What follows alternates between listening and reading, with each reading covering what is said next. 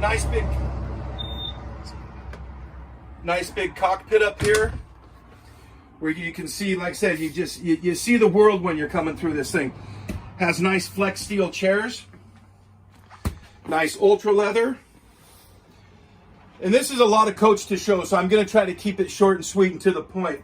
But here we have a nice set of table and chairs. As you look through this whole thing, tons of storage throughout the whole entire unit here.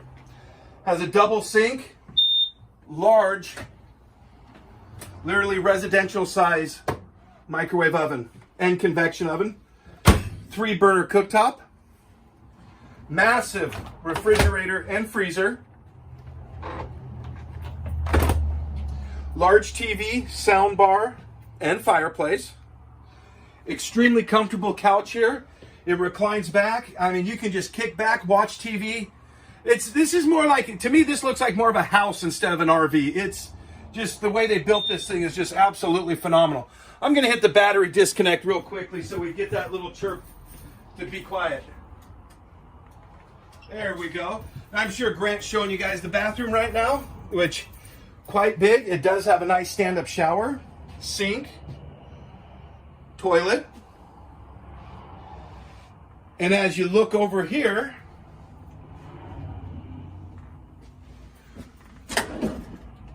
nice set of nice drawers and cabinets so you can keep like makeup, toothbrush, toothpaste, deodorant, all that good stuff in here.